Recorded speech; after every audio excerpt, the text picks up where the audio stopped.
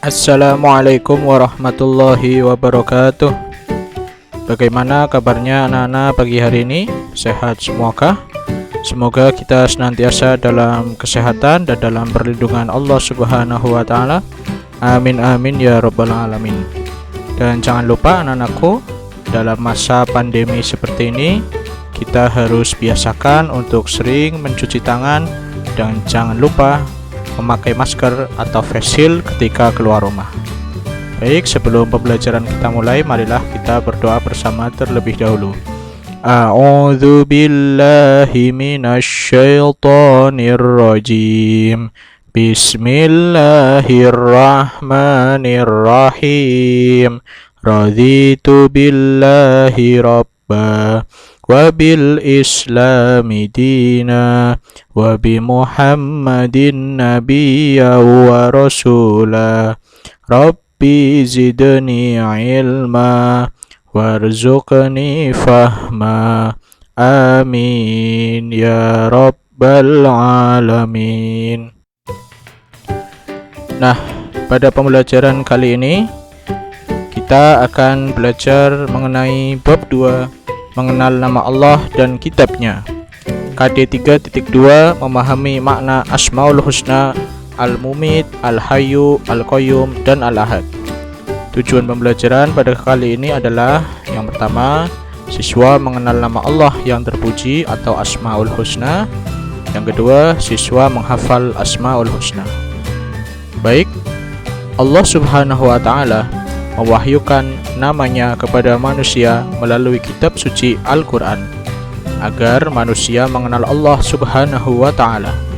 Di sana disebutkan nama-nama Allah Subhanahu wa Ta'ala sebanyak 99 nama atau disebut dengan Asmaul Husna, yaitu nama-nama Allah yang baik dan indah.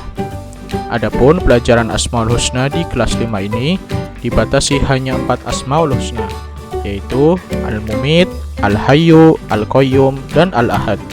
Uraiannya sebagai berikut. Al-Mumit, yang maha mematikan, mengandung arti bahwa Allah Subhanahu wa Ta'ala yang mempunyai hak untuk mematikan makhluknya. Tidak ada yang bisa menolak kematian ketika Allah sudah berkehendak. Firman Allah dalam surah Al-Hadid ayat 2, A'udzu billahi minasyaitonir rajim. Bismillahirrahmanirrahim. Lahu mulkus samawati wal ard yuhyi wa yumit wa huwa ala kulli syai'in qadir. Yang artinya, kepunyaannya lah kerajaan langit dan bumi. Dia menghidupkan dan mematikan, dan dia maha kuasa atas segala sesuatu. Manusia, hewan, dan tumbuhan, dan semua makhluk ciptaan Allah pasti akan mati. Bila kita ingin bahagia setelah kematian menjemput kita, maka kita ikuti perintah Allah Subhanahu wa Ta'ala dan Rasulnya. Misalnya, rajin sholat, rajin membaca Al-Quran, rajin belajar, serta patuh dan hormat kepada orang tua dan guru. Kemudian jauhi yang dilarang oleh Allah Subhanahu wa Ta'ala dan Rasulnya.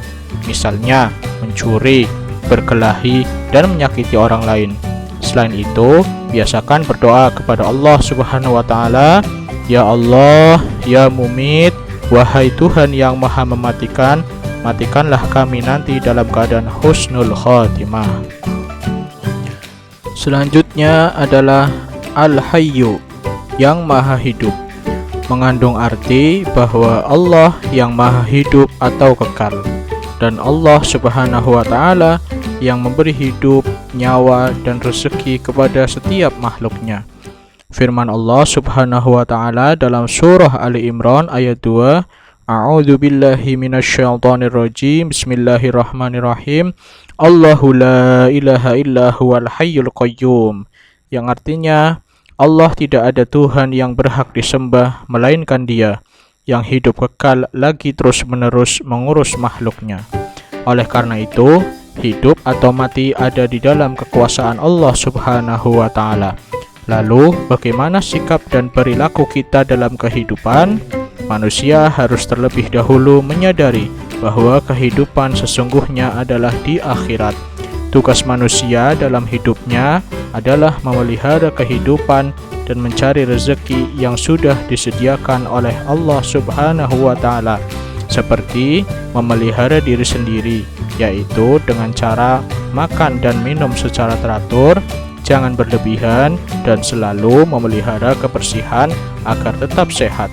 Sedangkan perilaku membantu kelangsungan hidup orang lain, misalnya bersedekah dengan cara memberi makan, minum, dan membantu kesehatan orang lain yang membutuhkannya. Kemudian Al-Qayyum, yang maha berdiri atau mandiri, mengandung arti Allah Subhanahu wa Ta'ala itu berdiri sendiri untuk selama-lamanya. Firman Allah Subhanahu wa Ta'ala dalam surah Al-Baqarah ayat 255, A'udzu billahi minasyaitonir rajim. Bismillahirrahmanirrahim. Allahu la ilaha illa huwal hayyul qayyum. La ta'khuduhu sinatu wa la nawm. Lahu ma fis samawati wa ma fil ard. Man dzalladzi yashfa'u 'indahu illa bi'idhnihi. Ya'lamu ma baina aydihim wa ma khalfahum. ولا يحيطون بشيء من علمه إلا بما شاء وسع كرسيه السماوات والأرض ولا يعوده حفظهما وهو العلي العظيم. Yang artinya, Allah tidak ada Tuhan yang berhak disembah melainkan Dia yang hidup kekal, lagi terus-menerus mengurus makhluknya, tidak mengantuk dan tidak tidur. Kepunyaannya apa yang di langit dan di bumi. Tiada yang dapat memberi syafaat di sisi Allah tanpa izinnya. Allah mengetahui apa-apa yang di hadapan mereka dan di belakang mereka. Dan mereka tidak mengetahui apa-apa dari ilmu Allah, melainkan apa yang dikehendakinya. Kursi Allah meliputi langit dan bumi, dan Allah tidak merasa berat memelihara keduanya, dan Allah maha tinggi lagi maha besar. Allah memberikan pendidikan kepada manusia supaya hidup tidak selalu bergantung kepada orang lain. Hidup harus punya semangat mandiri dalam segala situasi dan kondisi. Pada zaman dahulu ada pepatah yang menyatakan berdiri di atas kaki sendiri atau berdikari. Bagi siswa kelas 5, bila di rumah harus sudah dapat melakukan sendiri hal-hal tertentu. Misalnya, merapikan tempat tidur, menyiapkan peralatan sekolah, mencari sendiri pakaian sekolah, mengambil sendiri sarapan atau makanan untuk berangkat sekolah, dan sebagainya. Berdoalah kepada Allah Subhanahu wa Ta'ala, Ya Allah, Ya Qayyum, wahai Tuhan yang maha berdiri sendiri atau mandiri, jadikanlah hidup kami tidak selalu bergantung kepada orang lain. Yang terakhir adalah Al-Ahad, yang Maha Esa, mengandung arti Allah Subhanahu wa Ta'ala itu Esa, Allah yang Maha Tunggal, yang tidak ada sekutu baginya. Firman Allah Subhanahu wa Ta'ala dalam surah Al-Baqarah ayat 163, A'udzu billahi minasyaitonir rajim. Bismillahirrahmanirrahim. Wa ilahukum ilahu wahid. La ilaha illa huwar rahmanur rahim. Yang artinya, dan Tuhanmu adalah Tuhan yang Maha Esa.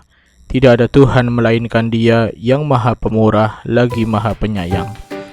Allah Subhanahu wa Ta'ala mandiri, tidak membutuhkan yang lainnya. Sifat ini memberi pelajaran kepada kita agar selalu mandiri, tidak selalu bergantung kepada orang lain. Misalnya, mandi, makan, berpakaian, mengerjakan PR, menyusun dan merapikan buku pelajaran di rumah dan sekolah. Kemudian berdoa sendiri, Ya Allah, Engkaulah Tuhan satu-satunya, tiada sekutu bagimu, Engkau tempat meminta, jadikanlah aku dapat hidup mandiri. Demikianlah pembelajaran tentang Asmaul Husna pada kali ini. Tugas dari Pak Guru untuk kalian adalah hafalkan Asmaul Husna 99, kirimkan berupa video ke nomor WhatsApp Pak Guru. Terima kasih. Wassalamualaikum warahmatullahi wabarakatuh.